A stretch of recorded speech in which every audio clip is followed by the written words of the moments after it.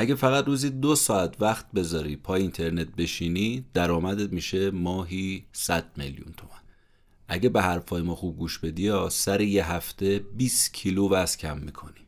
اگه این کرمو بمالی رو صورتت 20 سال جوانتر به نظر میای.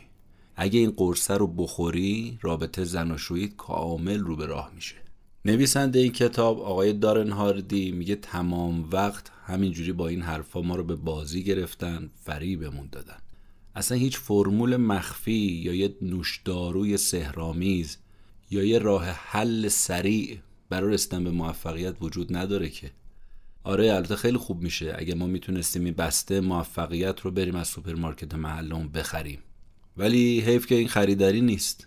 اینا به دست آوردنیه، کسب کردنیه، دادنی به این راحتی ها نیست. دارن هاردی میگه که من دیگه نمیتونم یه گوشه بشینم ببینم که دارن این پیام ها رو به مردم میدن و منحرفشون میکنن.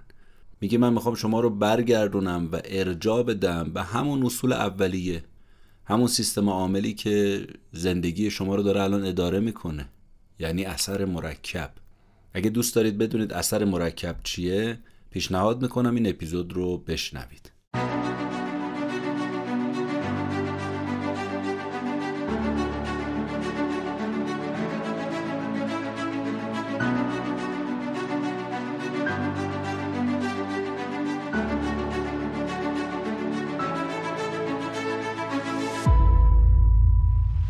به نام خدا سلام عرض میکنم به همه شما شنونده های پادکست کتاب جیبی.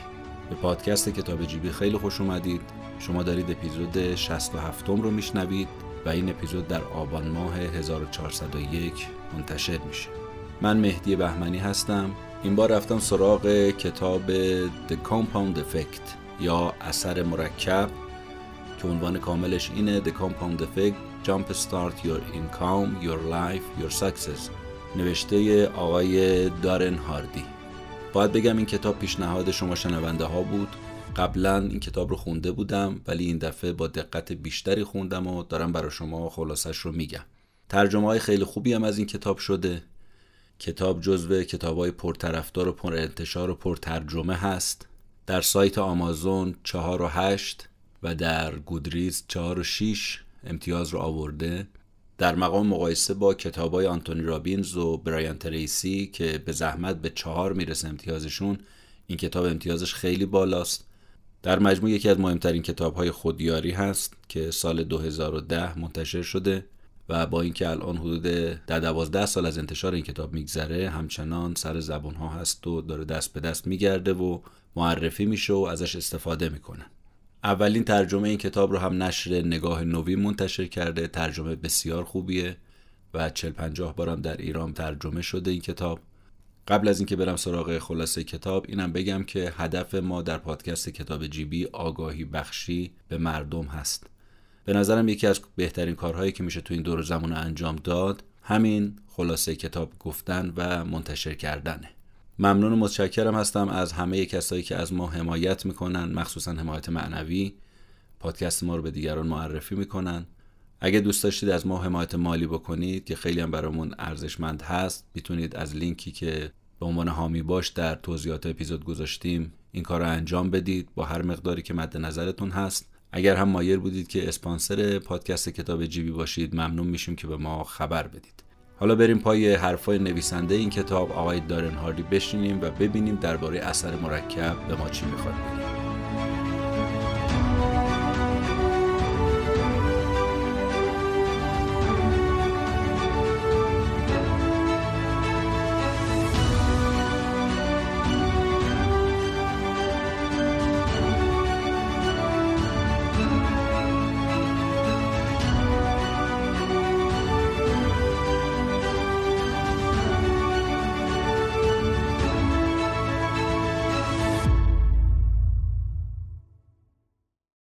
حتما شنیدید که میگن رهرو آن نیست که گه تند و گهی خسته رود، رهرو آن است که آهسته و پیوسته رود. حکایت این کتاب و نویسندش.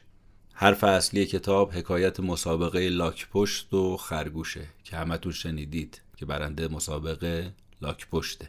نویسنده این کتاب آقای دارن هاردی سخنران مؤسس مجله موفقیت هست. به ما میگه که آقایون خانوما، من اون لاک پشتم، من اون خرگوشه نیستم. به همه شما دارم اعلام میکنم اگه بهم وقت بدید هر کسی رو تو هر زمانی تو هر مسابقه‌ای میتونم شکست بدم. چرا؟ چون باهوشترم؟ نه، به خاطر اینکه عادتهای مثبت رو به مرور زمان تو وجود خودم ساختم و میتونم بسازم و مهمترین عادتم هم اینه که کار را که کرد آن که تمام کرد. تو هر کاری ثابت قدم بودم و به نظر خودم این کلید نهایی موفقیت خود من هست و توصیه میکنم شما هم این کلید موفقیت رو ازش استفاده بکنید. برخلاف همه حرفهای تبلیغاتی که گفته میشه و همه پروپاگاندایی که داره به پا میشه در زمین موفقیت، همچنان نظر من اینه که ثبات و پایداری و استقامته که شما رو به موفقیت میرسونه. اگرم دوست دارید بدونید چجوری به این استقامت عادت کردم، باید بگم که اینو مدیون پدر بزرگوار و عزیزم هستم، یعنی اولین مربی خودم.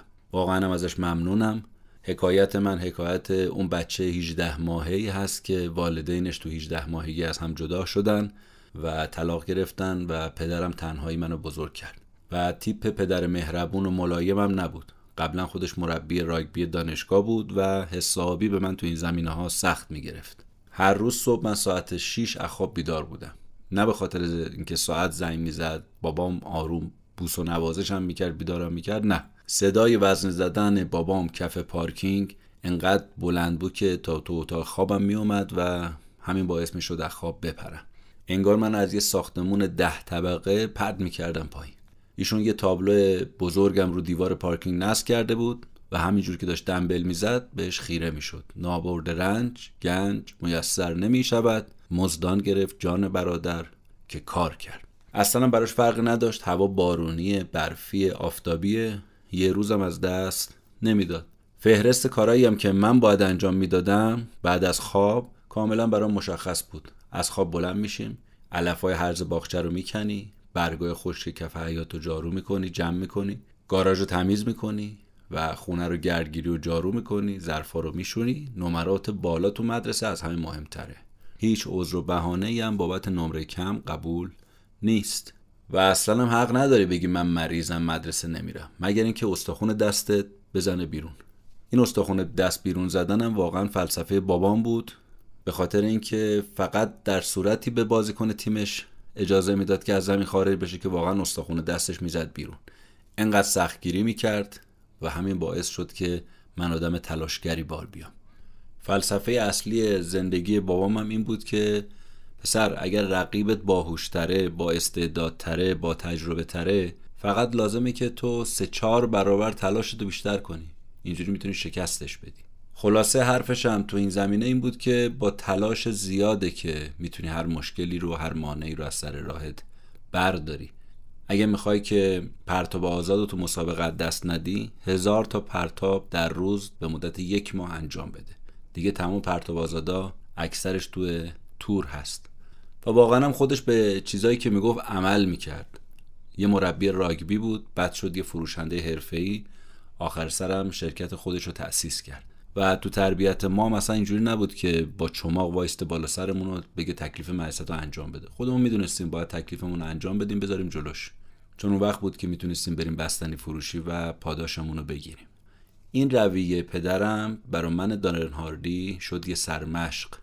پدرم شد بت من. دوست داشتم بهم افتخار کنه و اصلا دوست نداشتم ناامیدش کنم.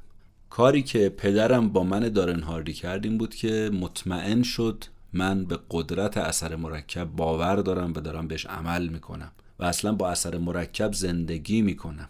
حالا الان موقعیه که باید بگیم اثر مرکب دقیقاً چیه. تعریف سادهش اینه که پاداشهای بزرگ از انتخابهای کوچیک و هوشمندانه ما به دست میاد. یه بار دیگه میگم، انتخابهای کوچیک، هوشمندانه، اما همراه با پیوستگی و با استقامت تو مدت زمان میتونه تفاوت‌های بنیادینی در شما ایجاد کنه و این میشه اثر مرکب. گرچه ظاهر این عبارت ساده است، اما عمل کردن بهش بسیار مشکله.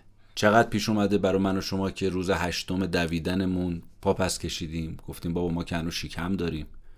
چقدر شده که طرف بعد از 6 ماه پیانو زدن برای همیشه ول کرده، گفته بابا ما یه نوت ساده رو نمیتونیم بزنیم.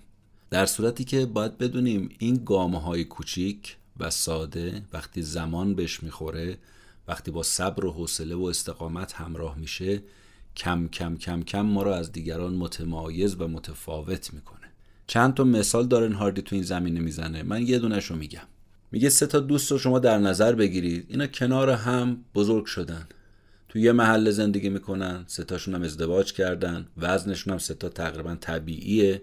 دوست اولمون خیلی خوشبخته، یا دست کم اینجوری فکر میکنه خوشبخته، اسمش لریه، کارهای همیشگی رو انجام میده، ولی بعضی وقتا شکایت میکنه که آقا هیچ وقت عوض نمیشه.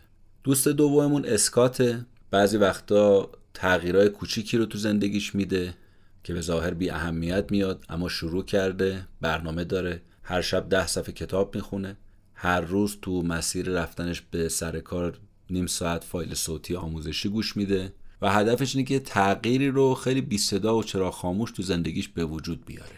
دوست سوممون هم براده که متاسفانه چند تا انتخاب بد کرده.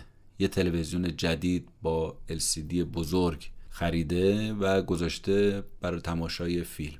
لازانیا و شیرینی و دسر رو خیلی دوست داره و هی داره بیشتر و بیشتر تو این زمینه پیش میره. این 3 تا رو میخوام با هم مقایسه کنیم، ببینیم تو ماه 5 چه فرقی با هم دیگه دارن. ظاهرا فرقی نیست، ماه 10 فرقی نیست، اما از ماه 25 به بعد تفاوت‌ها کم کم شروع میشه.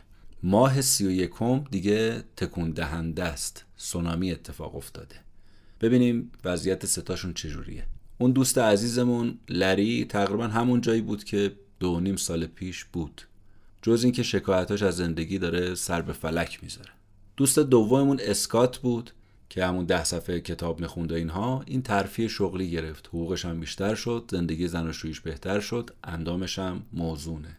اما دوست سوممون براد الان حسابی شده یه بشکه.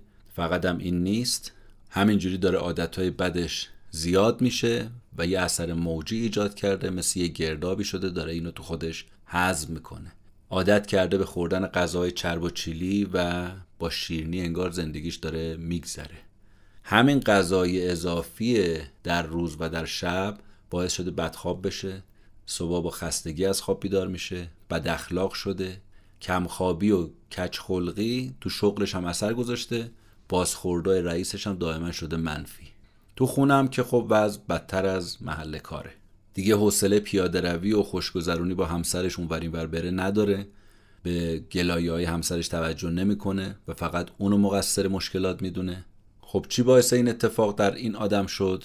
انتخاب‌های کوچیک روزانه که یه اثر موجی رو ایجاد کرد و مثل گرداب یا مرداب این آدمو تو خودش فرو برد. حالا که صحبت از انتخاب کردیم، بیام یه خورده بیشتر درباره این موضوع صحبت کنیم.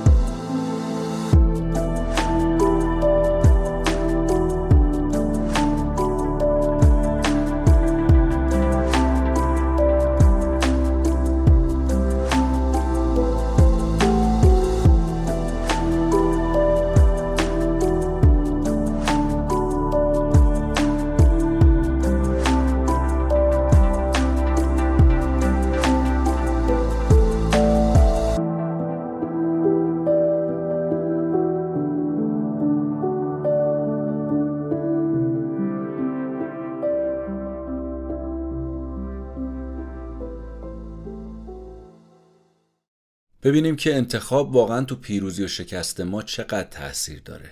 تعبیر نویسنده این کتاب اینه که اصلاً به عبارتی زندگی یعنی مجموع انتخاب‌های ما. پس میتونیم بگیم که بهترین دوست ما انتخاب هامونه و بدترین دشمن ما بازم انتخاب هامونه. هر دستاوردی رو که شما نگاه میکنید ریشش تو انتخابه. انتخاب ها هستن که باعث بروز یه سری رفتارها در ما میشن و رفتارها به مرور زمان میشه عادت. در واقع ما داریم انتخاب میکنیم و این انتخابا دارن ما رو و زندگیمون رو میسازن. هر تصمیم کوچیک و بی اهمیت میتونه مسیر زندگی رو عوض بکنه و ما دائم در معرض این تصمیم ها هستیم.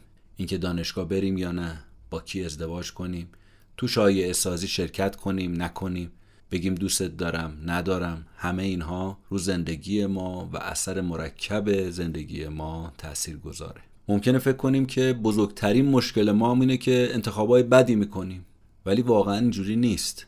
تو بیشتر از نصف مواقع ما اصلا حواسمون نیست که داریم انتخاب میکنیم. یه جورایی فرهنگمون، تربیت خانواده و جامعهمون باعث شده ناخواسته ما یه سری تصمیمات رو بگیریم که داره رو ما اثر میذاره و انگار ما اصلا کنترل نداریم روش. اینجا هم داره اثر مرکب کار خودش رو انجام میده، اما علیه ما.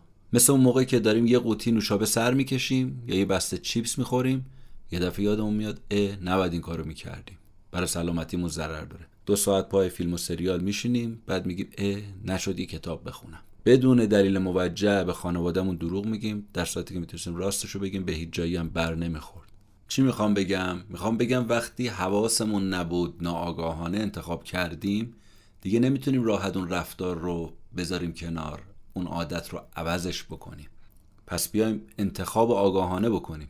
تقصیر گردن این و اون اندخترم که هیچ مشکلی رو حل نمیکنه، هیچ چیزی رو عوض نمیکنه. آقا چرا تو کارت پیشرفت نمیکنی؟ یه رئیس عوضی دارم، بیا و ببین. آقا چرا ترفیع نمیگیری، تو هیچ وقت پیشرفتی نداری؟ همکارام زیرا بامو دائم دارن میزنن. آقا چرا انقدر اخلاقت بده؟ نمیدونی تو خونه این زن و بچه با من چیکار میکنن؟ همش انگشت اتهام سمت دیگران. در صورتی که واقعا مسئولیت همه کارهای ما به عهده خودمونه، 100%. اگرم خواستید تو این زمینه مسئولیت پذیری بیشتر مطلب بدونید، مفصل‌تر، پیشنهاد میکنم اپیزود به پا خواستن برای انسانیت از اپیزودهای پادکست کتاب جیبی رو بشنوید. ممکنه بگید که آقا نقش شانس بس چیه؟ میگن فلانی شانس آورد، ما شانس نداریم، اون شانس داره. جواب نویسنده اینه که میگه ببینید، تعریف من از شانس اینه. میگم شانس 4 تا مؤلفه داره. باید آمادگی داشته باشی اول، نگرشتو درست کنی دوم، فرصت مغتنم بشماری سوم و به موقع عمل بکنی. یه بار اینا رو توضیح میدم. 4 تا پارامتر. اولیش آمادگیه، یعنی مهارتتو ببر بالا، دانشتو ببر بالا، تخصصتو ببر بالا، روابطتو افزایش بده، به محض اینکه فرصت پیش اومد بتونی بقاپی. دوم اینی که نگرش و باورت رو و طرز فکرتو باز نگه داری، یعنی موقعیت‌ها رو ببینی، لنز دوربین رو بچرخونی، سرک بکشی تو این فرصت‌ها، براش لهله بزنی، منتظرش باشی، با چشم باز، با عینک دید در شب، با ذره بین بقاپی، 2 دستی بقاپی. سوم فرصته. آقا فرصت که دست ما نیست. بله دست ما نیست، ولی سر راه ما قرار میگیره، چنانچه سر راه دیگران هم قرار میگیره. دیگران میقاپن، ما نمیقاپیم. اونا کمین میشینن شکارش میکنن، ما از دستش میدیم، به همین راحتی. 4م هم اقدامه، اکته، عمله. باید به موقع وارد شد، نه دیرتر نه زودتر. این 4 تا میشه شانس. پس این که هی آقا ناله و نفرین شکایت فایده نداره. شانس داره در خونه همه رو میزنه، بستگی داره کی در رو باز کنه، کی بره استقبالش. اونی که نشسته تلویزیونش رو میبینه اصلا به در زدن توجه نمیکنه، میگه ولش کن. خب این چطور میخواد اتفاقی تو زندگیش بیفته؟ چطور میگه من شانس ندارم؟ این از بحث شانس و تعریفی که دارن هاردی از شانس کرد. تو طول بحثی اشاره به انتخاب آگاهانه کردم من. نویسنده میگه که بیاید تو بحث انتخاب یه سلاح سری هم به شما بدم که بشه برگ برندتون. میگه من خودم تو پیشرفت شخصیم از این استفاده کردم و به شما هم توصیه میکنم. اونم این که مهمترین جنبه‌های زندگیتون رو که میخواید توش بدرخشید رو انتخاب کنید. مثلا میگه آقا پول بیشتر تو حساب بانکی، کمر باریکتر، شرکت تو مسابقه قوی ترین مردان یا زنان، رابطه بهتر با همسر و فرزند. بعد نگاه کنید ببینید کجا هستید، میخواید کجا باشید. یعنی همون چشم انداز. میخوام ثروتمندتر بشم، لاغرتر بشم، شادتر بشم، قویتر بشم. بعد شروع کنید تو اولین قدم برای انتخاب آگاهانه و برای تغییر نوشتن اینهایی که الان گفتیم و ثبت کردنش. اطلاعات مربوط به اون جنبه‌ای که انتخاب کردید، مثلا لاغری، مو به مو ثبتش کنید. میخواید از بدهی خلاص بشید، باید حساب هر 1000 تومان رو داشته باشی. میخوای وزن کم کنی، حساب هر لقمه‌ای که میذاری دهنت باید داشته باشی. میخوای تو مسابقات ورزشی شرکت کنی، حساب هر قدم و تمرین رو باید داشته باشی. یه دفتر یادداشت کوچیک، یه خودکار لازمشه همین. یادداشت کن جز به جز و مو به مو، هیچ چی نباید از قلم بیفته و هیچ عذر و بهانه‌ای هم پذیرفته نیست. ممکنه بگید که آقا این کاری نداره، اما دارن هاردی از قول جیم ران که به عنوان استاد خودش یاد میکنه ازش میگه که جیم ران معتقده چیزی که انجام دادنش راحته، انجام ندادنش هم راحته. اگر میخواید معجزه اثر مرکب رو ببینید، باید جادوی نوشتن رو امتحانش کنید. ممکنه بگید که آقا خیلی کار راحتیه.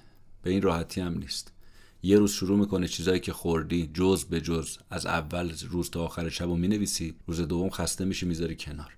ولی این میگه اگر تونستی 1 هفته این کارو بکنی، جادوشو اون وقت میبینی. بعد اون وقت 1 هفته بشه 1 ماه، دیگه شاخ میخواد در بیاره رو سرت. آقا من این همه خوردم، آقا من این همه تمرین کردم، آقا من این همه پول پس انداز کردم، اصلا خودت باورت نمیشه. این میشه انتخاب آگاهانه. پس با 1 هفته شروع کن، بعد بکنش 1 ماه، بعد بکن 1 سال، بعد میشه 1 عمر. استدلالش هم خیلی قشنگه. میگه که ببینید چرا مربیای المپیکی دستمزد نجومی میگیرن؟ چون هر تمرینی، هر کالری، هر ویتامینی که برای ورزشکارشون تجویز میکنن اینا رو ثبتش میکنن. تمام برنده ها رو ببینید همین کارو دارن میکنن. گلف بازای حرفه‌ای رو نگاه کنید، آمار تمام ضربه هاشون رو دارن. آمار بهتر، بازی بهتر، دستمزد بالاتر. برای شروع کارم نباید بترسیم، نگران بشیم. آروم آروم یه دونه عادت بد رو انتخاب کنیم، روش زوم کنیم و ثبتش کنیم 1 هفته. پاداش اثر مرکب اون وقت میشه دید. 1 هفته گذشت، من این همه شکلات خوردم. بعد 1 هفته میخواید دیگه شکلات بخورید، میگه آقا ولش کن، به خاطر اینکه بخوام ثبتش بکنم خودم خجالت میکشم. اگه هر شکلات 200 کالری داشته باشه، 1 هفته 1400 کالری وارد بدن کردیم و سوخت و سازم صورت نگرفته. به همین سادگی با یه قلم و کاغذ میشه جلوی اینها رو گرفت، میشه جلوی عادتهای بد در اومد. وقتی هم میگیم تغییر، اصلا دنبال شاخ و دم براش نگردید. خیلی نامحسوس، چراغ خاموش. مثال کتاب تو این زمینه خیلی جالبه. میگه ببینید شما یه اسب مسابقه رو در نظر بگیرید که با اختلاف 1 وجب میشه برنده جایزه، اما 10 برابر نفر دوم داره جایزه میگیره. اسب 10 برابر سریعتر بوده؟ نه، 1 کم سریعتر بوده، 1 وجب جلوتر بوده، اما پدر سوارکار و پدر اسب در اومده برای همین 1 وجب. مثال دیگه، یه گلف باز نفر اول با نفر دهم مقایسه کنید، اختلافشون فقط 1 ضربه است، جایزهشون چی؟ 5 برابره. گلف باز نفر اول 5 برابر بهتر بوده؟ نه، امتیازش شاید 2% بهتر بوده، اما برای این 2% پدر صاحب بچهش در اومده. چجوری؟ با همون جادوی اثر مرکب. اثر مرکب جادو میکنه. تمرینایی که کرده، ضربه‌هایی که زده، ثبت کرده، قطره قطره جمع شده، وانگهی دریا. این دریا رو چون ما نمیبینیم میذاریمش کنار. فکر میکنیم با همون 1 بار تمرین باید دریا بشه، با 1 روز دویدن باید شکم بره تو، باید وزن کم کنیم. چون نمیبینیم میذاریمش کنار. یه مثال نویسنده از خودش درباره مشاوره‌ای هست که به یه مدیر کارآفرین و به یه مؤسسه شرکت میده. میگه شرکتی بود فروش سالانش هم بیشتر از 100 میلیون دلار بود. شرکت خیلی خوبی بود، ولی بی اشتیاقی تو کارمندها موج میزنه. خیلی تعهد سازمانیشون بالا نیست. دارن هاردی میگه که من به فیلیپ مدیر عامل شرکت پیشنهاد دادم، گفتم بیا تغییر کوچولو در عرض 1 هفته انجام بده، فقط 1 هفته، و اون که 3 روز از وقتت رو در هفته، اونم برای کلاً 20 دقیقه از دفتر کارت بیا بیرون، از 3 نفر آدم، از 3 تا کارمند تقدیر تشکر کن. تو هفته، تو این 3 روز کلاً 1 ساعت وقتتو میگیره، 60 دقیقه در هفته. نتیجه چی بود؟ بعد از 18 ماه شرکت 180 درجه فرهنگش عوض شد. سود خالصش رسید به 30%. تعهد سازمانی گل کرد بین کارکنان.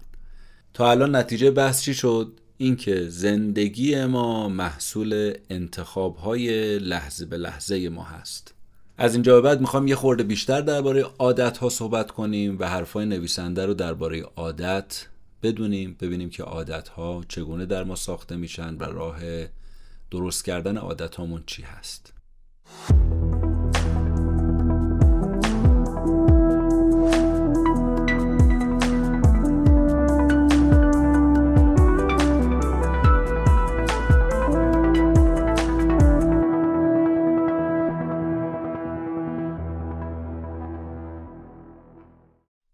بحث عادت تو کتابای خیلی زیادی اومده، از جمله کتاب خرد عادت‌ها مال استفان گایس که ما در یکی از اپیزودهای کتاب جیبی ازش گفتیم. اما من میخوام یک زاویه دید دارن هاردی رو نسبت به عادت تو این اپیزود بیارم که برای خود من جالب بود و توصیه میکنم یه خورده به این تعریف و به این توصیه هایی که درباره عادت نویسنده میکنه دقت کنیم. اولی مطلب این که ببینیم مثلا تعریف عادت چیه. تو دیکشنری تعریفی که از عادت شده اینه: عادت یه رفتاریه که ما کسب میکنیم، یعنی یه رفتار به دست آوردنیه و تقریباً و یا کاملاً اراده‌ای هم توش نداریم. مطالعات روانشناسی هم داره نشون میده که 95% فکرای ما، احساسات ما نتیجه عادتامون هستن. دو جورم عادت داریم: عادت خوب، عادت بد. عادتهای خوب که خب ما مدیونشون هستیم، ممنونشون هم هستیم. اینکه اگه ما تغذیه سالم داریم، چون معلوم عادت کردیم چیزای سالم بخریم بخوریم. اگه وزن خوبی داریم، عادت کردیم ورزش کنیم. دارن هاردی میگه که من با یک عالمم آدم موفق از مدیر عاملا گرفته تا هنرپیشه‌ها مصاحبه کردم تو همین مجله موفقیتم. دیدم خصیصه مشترک همشون هم یه چیزه: عادتهای خوب. البته این عادتهای بدم دارن اما خیلی کمتره. با تمرین، تکرار، رفتارهای خوبشون رو تبدیل کردن به عادت. رفتار تبدیل شده به عادت، رویه. یه رفتار برای اینکه تبدیل بشه به عادت نیاز به تمرین داره و تکرار. با اون وقت نبود رو بود میکنه، غیر ممکن رو ممکن میکنه. علت این که ما به چیزای خوب عادت نمیکنیم چی آقا؟ سخته. ربط به این که من ارادم ضعیفه و این حرفا نداره. آخ و اوخمون، وای وویمون میره بالا. یه ذره فشار بهمون میاد، سیستم هنگ میکنه، برمیگردیم سر جای سابقمون. میگیم ولکن بابا، کی حوصله داره. این خوشنودی آنی و لحظه‌ایه که داره کار اینجا دست ما میده. اگه آینده نگر بودیم و سختی امروز رو به راحتی فردا ترجیح میدادیم، خیلی عادتهای مثبت درمون ساخته میشد. اما چی باعث میشه که ما بریم سراغ عادتهای بد؟ به خاطر اینکه همون موقع اثری به ما نمیده. تصور کنید ما اگه میخواستیم یه ساندویچ گاز بزنیم، همون موقع قلبمون وای میستاد، ساندویچ رو نمیخوردیم. اگه میدیدیم با یه پک زدن به سیگار صورتمون مثل پیرمرد 80 ساله میشه، همون موقع میذاشتیم کنار، سختیشو تحمل میکردیم. میبینید این وسوسه ها داره با ما چی کار میکنه دیگه. میگه بابا با یه لقمه که چاق نمیشی، با یه پک سیگار که قلبت نمیگیره، خدا رو شکر فعلا سالمی. دام و تله عادتهای بد اینجوری سر راه ما قرار میگیره. این وسوسه ها زیاده، چه تو جنبه عادتهای بد چه تو جنبه عادتهای خوب. وسوسه عادتهای بد رو گفتیم، وسوسه عادتهای خوبم که معلومه دیگه. ای بابا با 5 دقیقه ورزش در روز، با 2 تا دونه حرکت ورزشی ما که ورزشکار نمیشیم، شکممون درست نمیشه، هیکلمون ردیف نمیشه، بی خیال. ولی نمیدونیم دخل خودمون همینجوری داریم میاریم. اگه میخوایم بدونیم خطرناکی این نوع نگاه چیه، به این مثال دقت کنیم. ببینید یه هواپیما از لس آنجلس میخواد بره نیویورک. اگه فقط 1% نوک هواپیما منحرف بشه، کج بشه، خطاش دیگه باور کردنی نیست. به جای نیویورک سر از آلبانی در میاره، 150 مایل از هدفش دور میشه. اول 1% بود اما زاویه هی زیاد شد. یه عادت بد اینجوری مخربه، اینجوری نابود کننده است.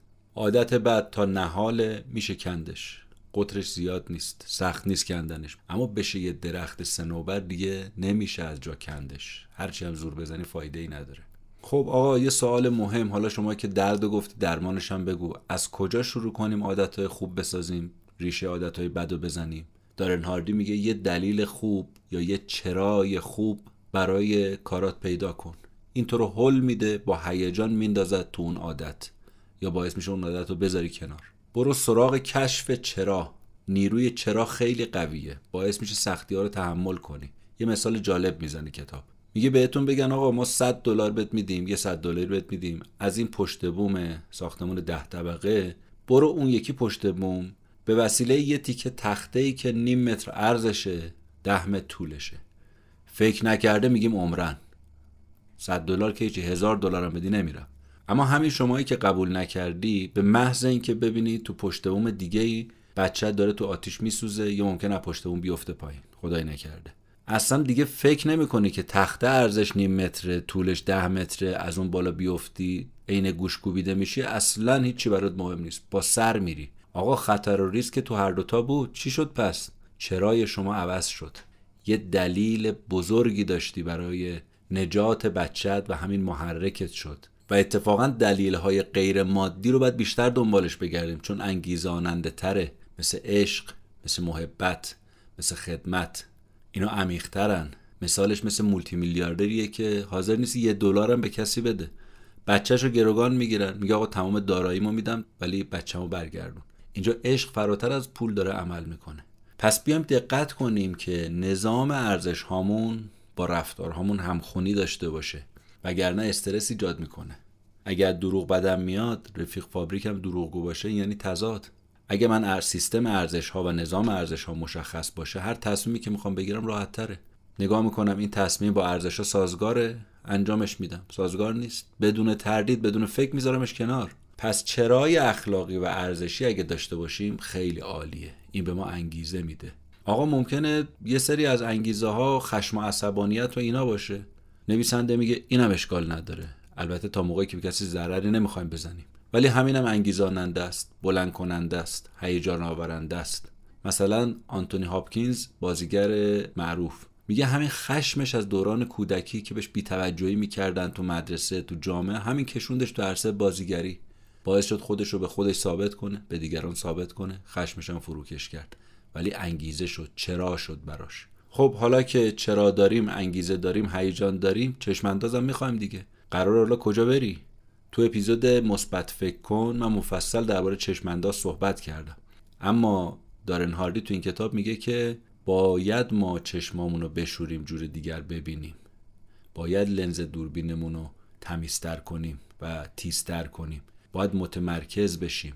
باید 99.9% فکرها وقتی میاد سراغمون متمرکز بشه روی اون ماشین آبی یا قرمزی که میخوای بخری، که وقتی تو خیابون میری دائم ببینیش.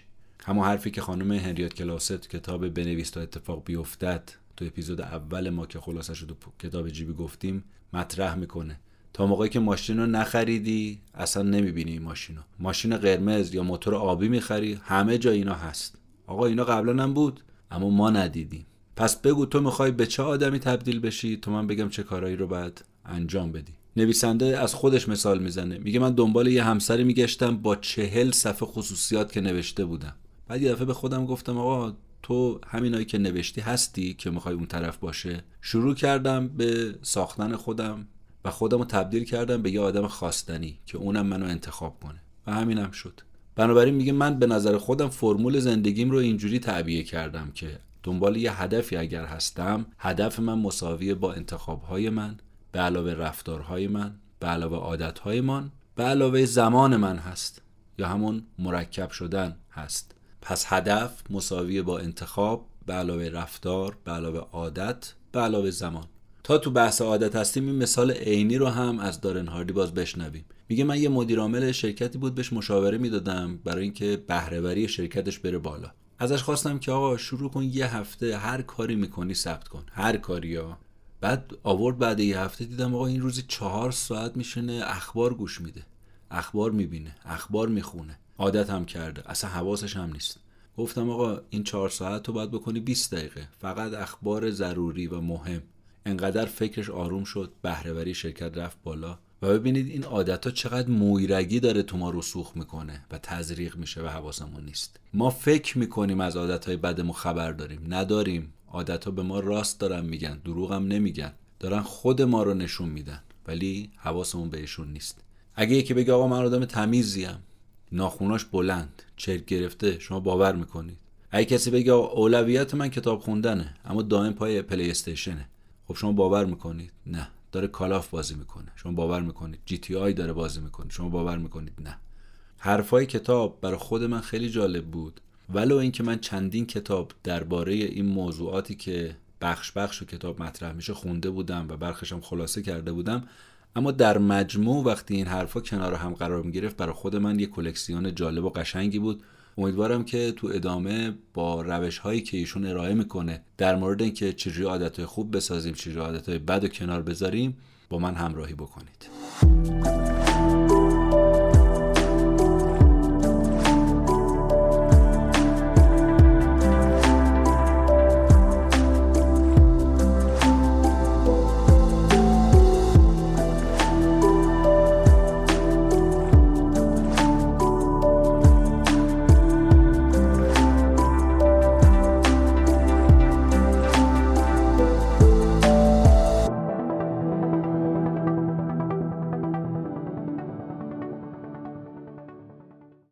5 تا از استراتژی‌های محبوب نویسنده رو می‌خوایم بگیم در مورد ریشه‌کن کردن عادت‌های بد و 5 تا استراتژی در مورد ساختن عادت خوب. 5 تا استراتژی ریشه‌کن کردن عادت بد. 1. محرکتو کشف کن.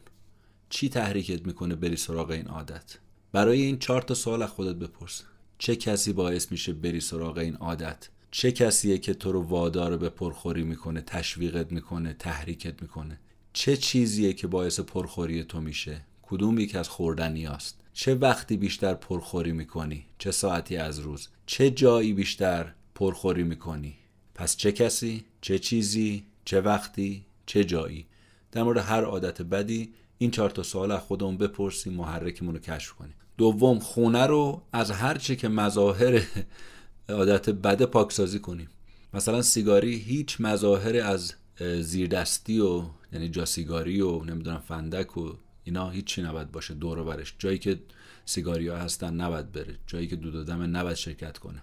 سوم، چیزای خوب و جایگزین چیزای بد کنیم یا آلترناتیو پیدا کنیم. به جای هله هوله چیپس و پفک جلوی تلویزیون، تیکه هویج و سیب و میوه خشک و اینا.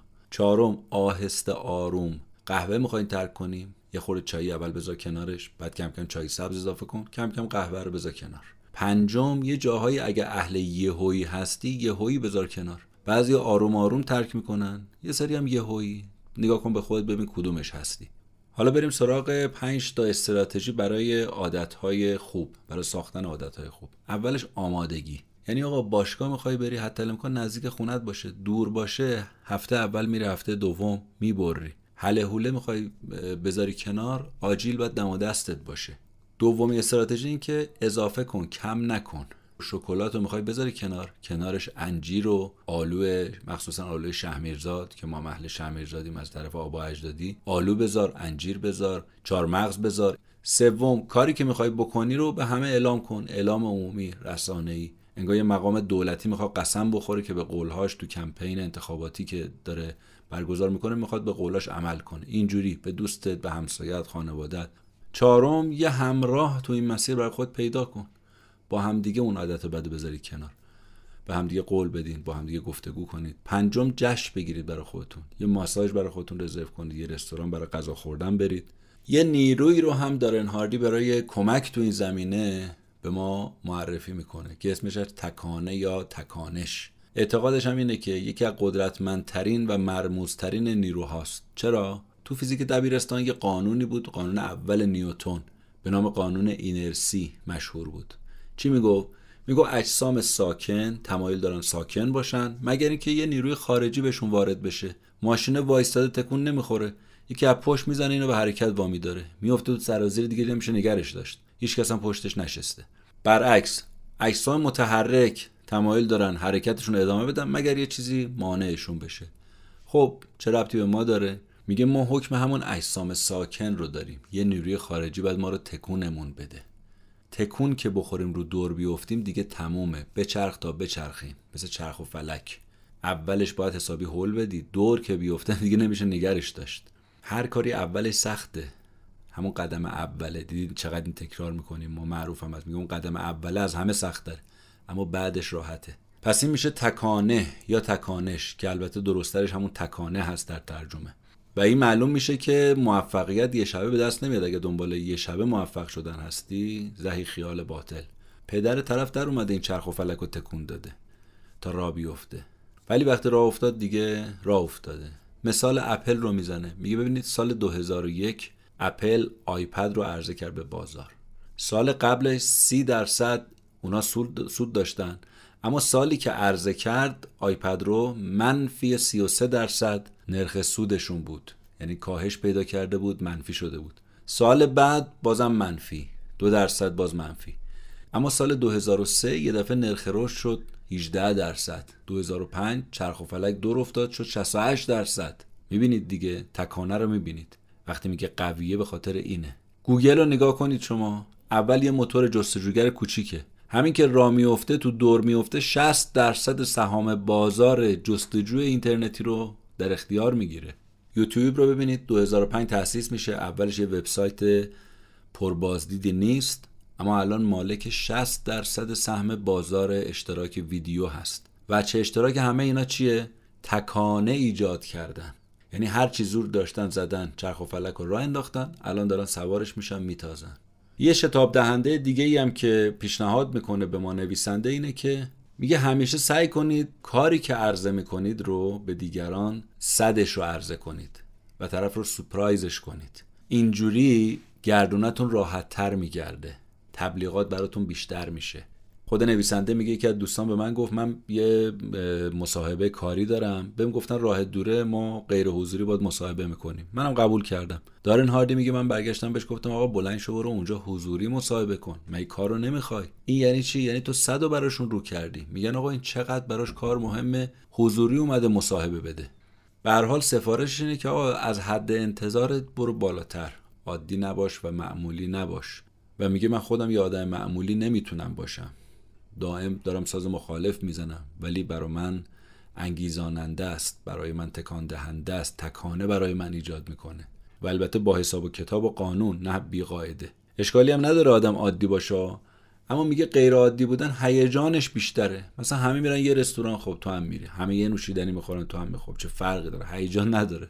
نویسنده از یه مدیر عاملی نقل قول میکنه که میگه من حقوق کارمندامو 27م هر ماه میدم، یعنی زودتر از موعد.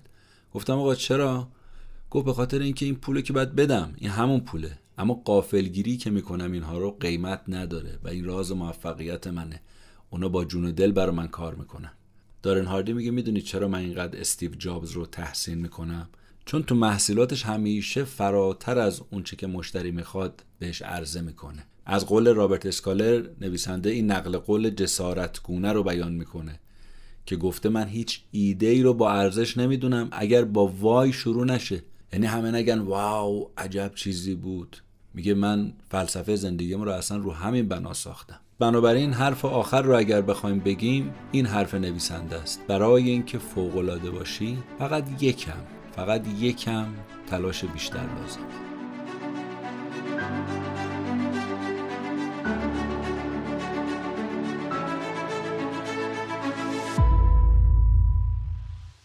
اپیزود 67 بود از پادکست کتاب جیبی، خلاصه کتاب اثر مرکب نوشته دارن هاردی. این اپیزود به کمک رضا بهمنی پسر عزیزم و سایر کسایی که به من تو انتشار و تهیه این اپیزود کمک میکنن ساخته شد و ممنون که تا آخر ما رو همراهی کردید.